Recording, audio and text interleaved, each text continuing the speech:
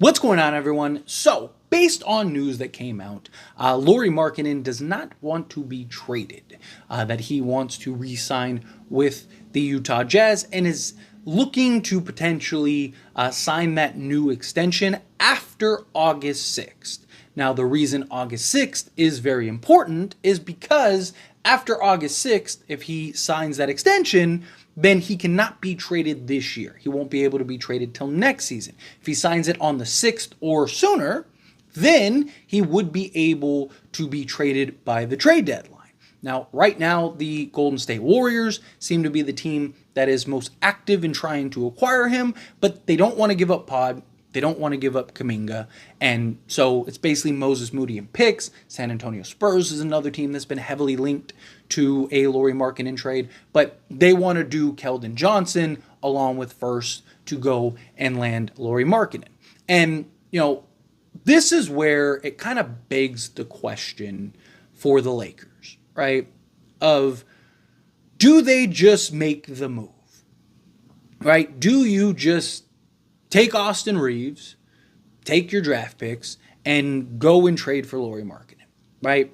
Utah, Danny Ainge has repeatedly said that he wants the Lakers picks, that he values them the most, that he believes that they are the best picks on the market because he believes that the Lakers are going to be terrible when LeBron James and Anthony Davis leave, which he might not be wrong, right?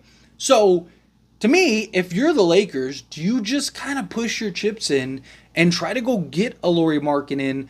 And can you maybe get a Walker Kessler? Maybe you get a Colin Sexton, right? The beauty of Lauri Markkanen right now is he's so cheap. He's not going to be when he signs that new extension. Beginning next year, he's going to get very expensive. And there are some questions and concerns about Lauri Markkanen, which I'll dive in here in a moment, because I do want to say that, even though Lauri Markkanen, again, there's a report. We don't know how true that report is. Obviously, reports happen all the time. That report could be just a leverage play by Utah to try to entice some of these other teams to hurry it up, right? Like the Warriors, again, don't want to give up Pod. They don't want to give up Kuminga. It's like, hey, we're going to re-sign him, and if we re-sign him, that's it. You're not getting him type thing. So kind of put the pressure on these teams. It's always a possibility. The other side of it is that even if Lauri Markkanen doesn't want to get traded, it's not really up to him right now, right? It's up to the Utah Jazz. And then is he going to spurn whatever team trades for him, especially if they're willing to give him the extension and pay him the money to go test the market where there's very limited teams, right? Like, I just imagine if he were to get traded, that he would end up signing that extension with whatever team. Plus, whatever team ends up trading for him is going to want that confirmation, right? Whatever team goes and trades for him is not going to be like, oh yeah, we'll just sell the farm for Lauri Markkanen and, bring him on, and then he leaves, right? So you'd have that confirmation. So that brings back to the point of like him being so cheap right now. You can do Austin Reaves, and you'd have to add some more salary, but essentially a package centered around Austin Reaves. Basically have to give both your first. You're probably going to have to remove the protection on that 27th pick, and maybe you're giving up a pick swap or something. I think if you're giving up Reaves, like let's say you're doing like Reaves, because you want to free up some cap space. Now you could, or some roster spots and potentially some cap space. Now you could do something where you're giving up like Reaves and Rui for Lauri Markkanen, and you're trying to like just clear cap space and a roster spot and all that stuff. That's always a possibility. Or maybe Gabe Vincent. Maybe you're doing like I said, Reaves and Gabe Vincent, and that clears off an extra $5 to $6 million. So now you can free up your full taxpayer mid-level, right? That's always a possibility. Or maybe you're throwing in like a Jalen Hood-Schifino or something. So that way you can free up enough to kind of round out your roster. Again, that's a possibility.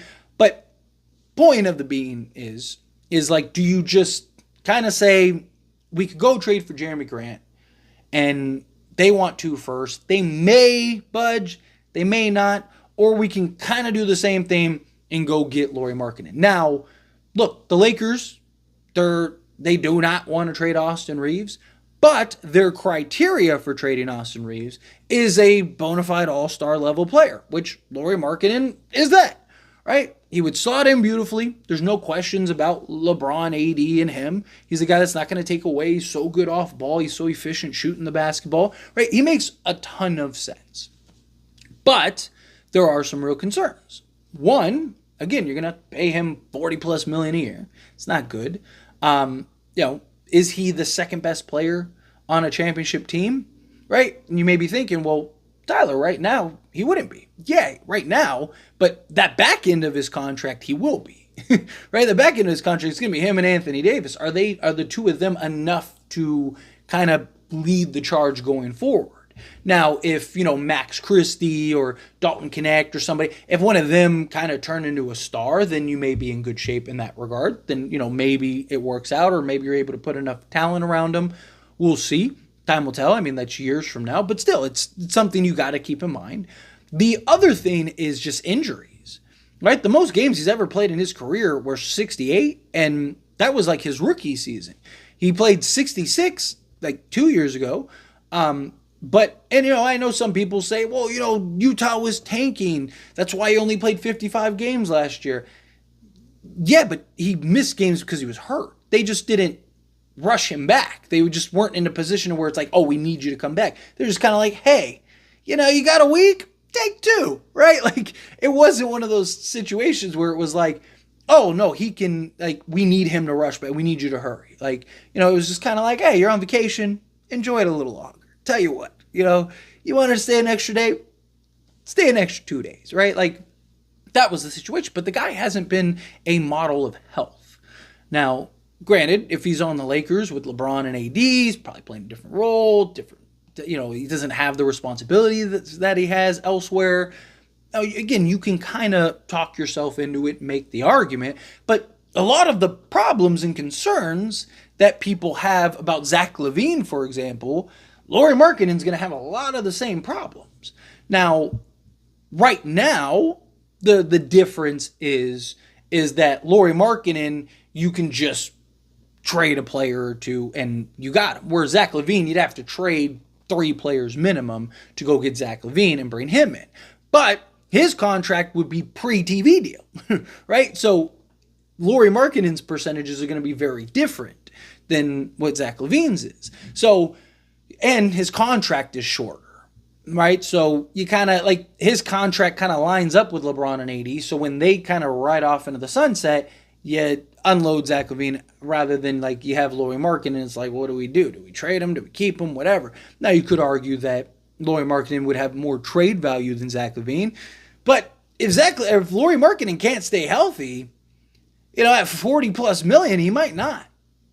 All right. So again, it's just, you got to weigh the pros and cons.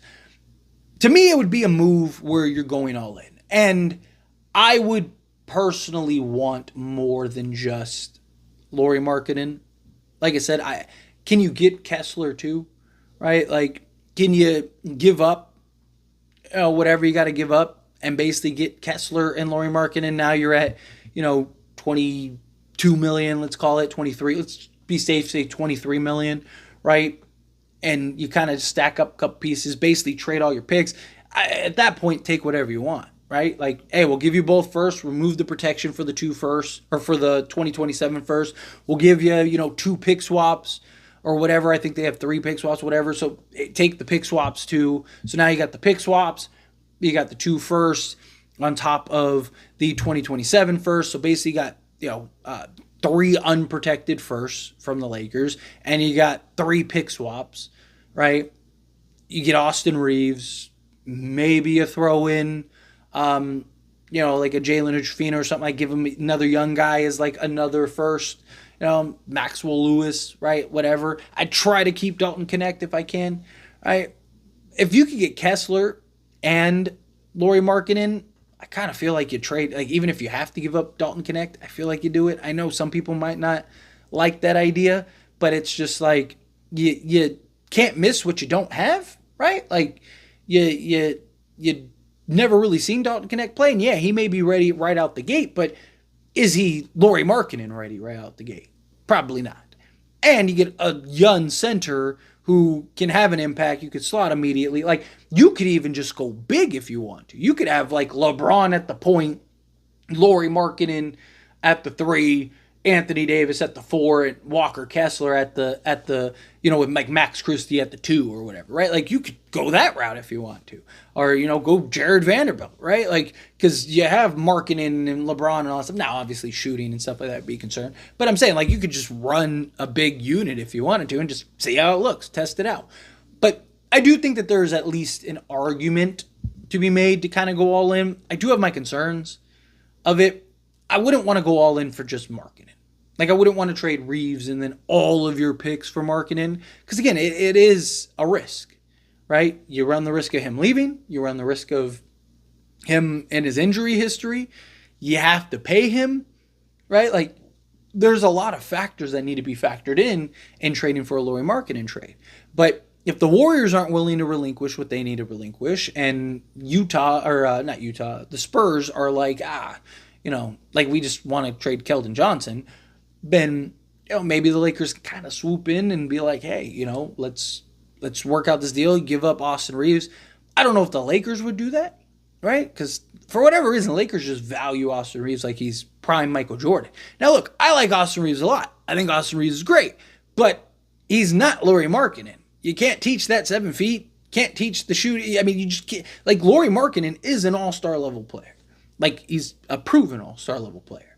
Right? He's a guy that would make it. Like, if you swapped Lauri Markkanen with Austin Reaves against Denver, we probably win that series. Right? So, to me, it's like, does Lauri Markkanen make us closer to a contender than Austin Reaves? I think so.